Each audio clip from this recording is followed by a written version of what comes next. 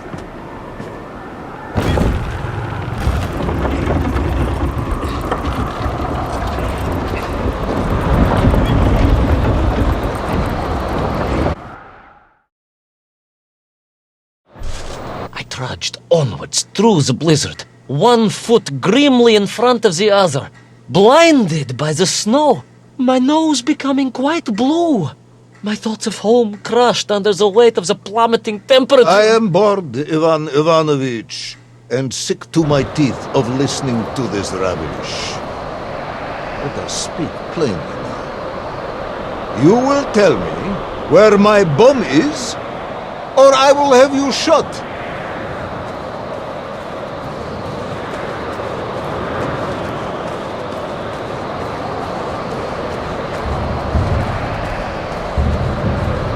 I am just getting to that, General. Shot!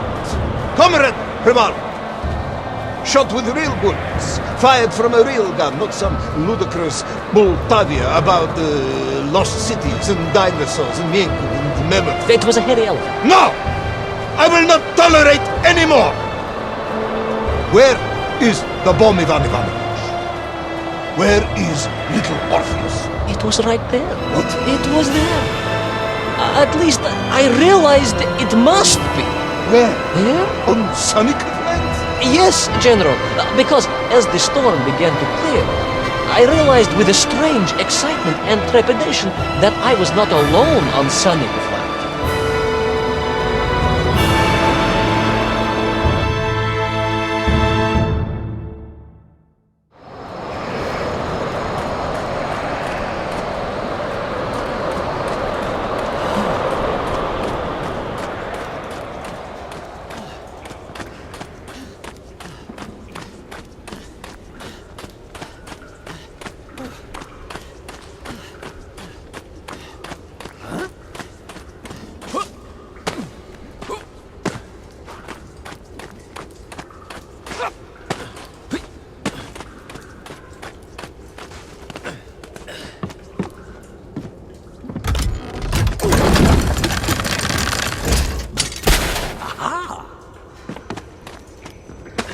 Wait.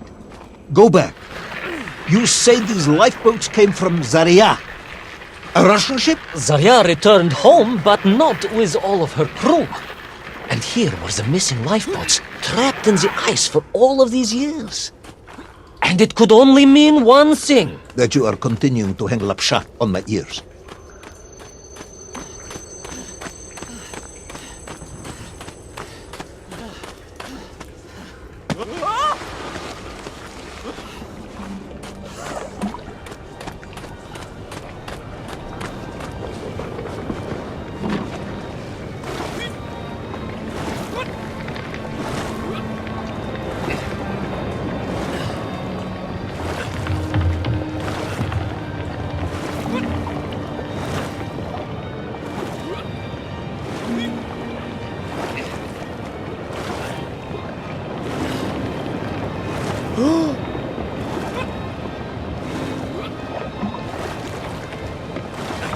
Baron Edward von Toll. Of course, I remember reading about this tragic expedition at school. We were taught he had died a hero's death out on the icy wastes, searching for Sanikafland.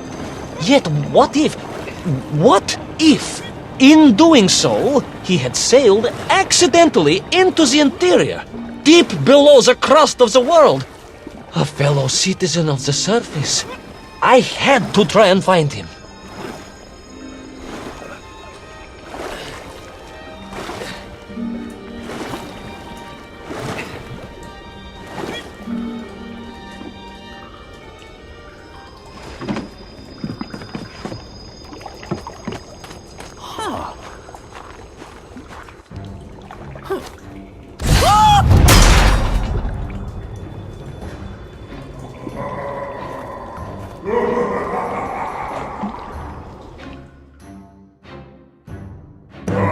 A dead explorer stole my boat. Not dead, General, but quite insane. Perhaps it was the loss of the arm or the leg, or the long years in isolation. But Toll was clearly mad. You should have got along perfectly then. How I wish we had. But no, General. Whatever Toll's intention with little Orpheus was, I had no time to consider it. I was in mortal peril once more.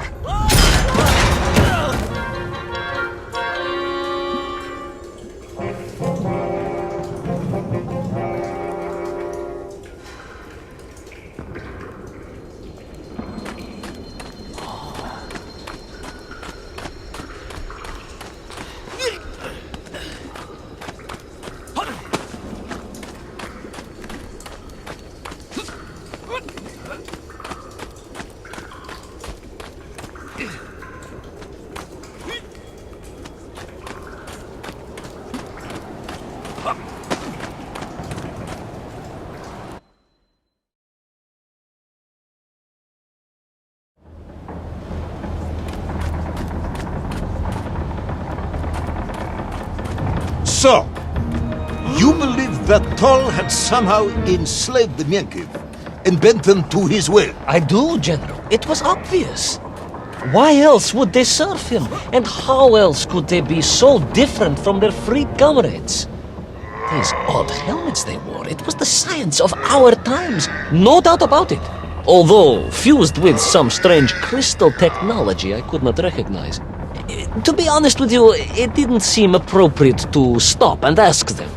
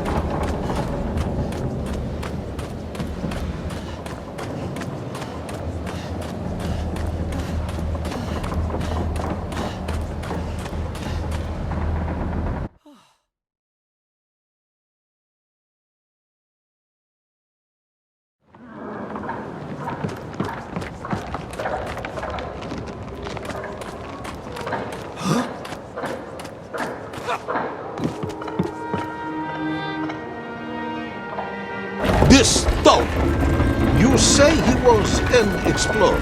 Yes, General, he was.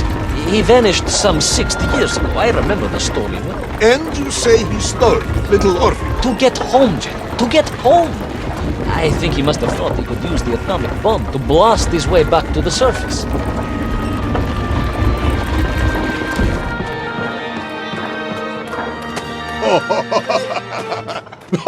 Brilliant, Ivan Ivanovich!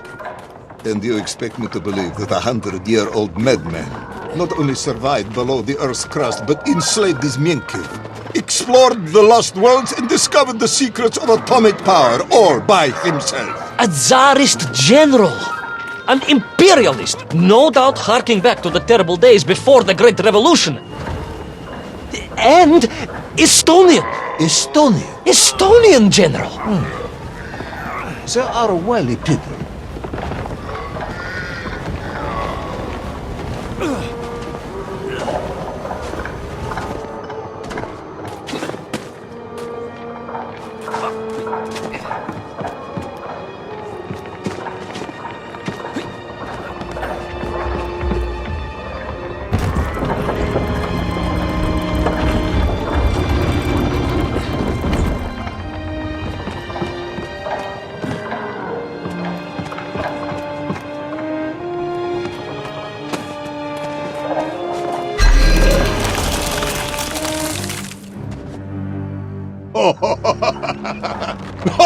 Brilliant, Ivan Ivanovich! And you expect me to believe that 100-year-old madman not only survived below the Earth's crust, but enslaved his Yenkiv, explored the lost world? Brilliant, Ivan Ivanovich! And you expect me to believe that 100-year-old madman not only survived below the Earth's crust, but enslaved his Yenkiv, explored the lost worlds, and discovered the secrets of atomic power, all by himself? A Tsarist general! An imperialist! No doubt harking back to the terrible days before the Great Revolution! And Estonian! Estonia? Estonian general! They are wily people.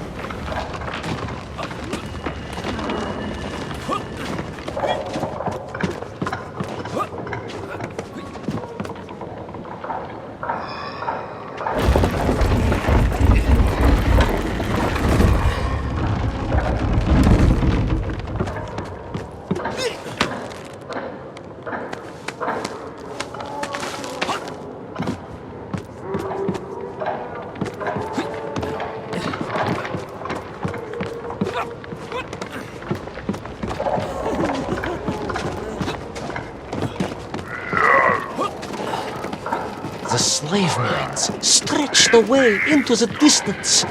and I sometimes wondered if I would ever find my way out. But I never gave up, General. Of course you didn't. You are a hero, Ivan Ivanovich. No, General, no, I am no hero. I am a simple toymaker's son from Tomsk. Omsk. General? Omsk. You said Tomsk. I said Omsk. You said Tomsk. General, I think I am well aware of the city of my birth. Perhaps all the moving around as a child confused you.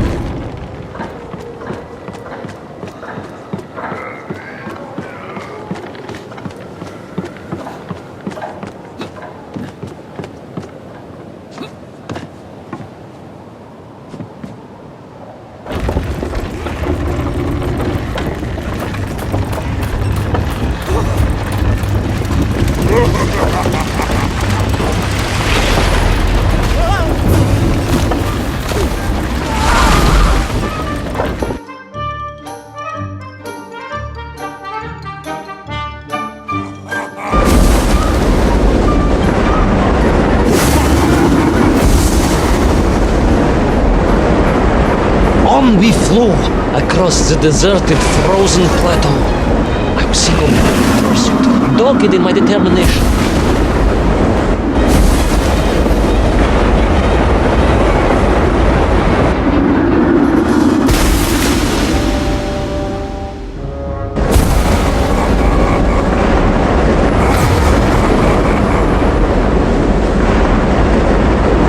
On we flew across the deserted, frozen plateau. I was single-minded in my pursuit, dogged in my determination.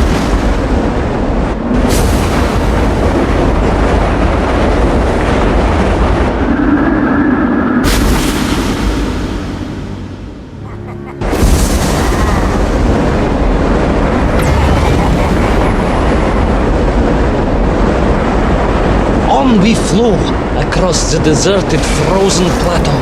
I was single-minded in my pursuit, dogged in my determination.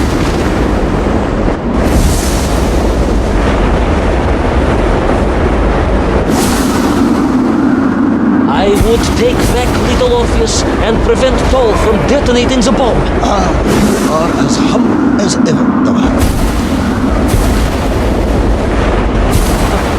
Well, General, you are a great military leader, a great strategist, whereas I am simply the humble son of a watchman, a toy maker, and driven by patriotic fever, with no regard for my own safety. I rushed blindly on. Well, General, you are a great military leader, a great strategist, whereas I am simply the humble son of a watchdog, a toy maker, and driven by patriotic fever, with no regard for my own safety. I rushed blindly on.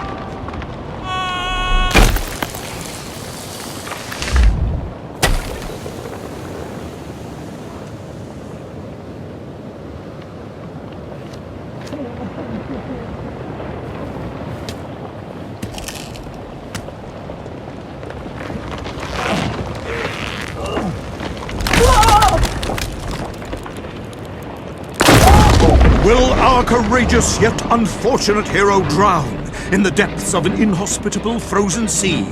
Will he thaw out in time to prevent Tull from detonating the bomb? Will the general holiday in Omsk next year? Or Tomsk? Or perhaps both? What exactly is the difference between a mammoth and a hairy elephant? All of these questions and more should almost certainly be answered in the next exciting episode of Little Orpheus!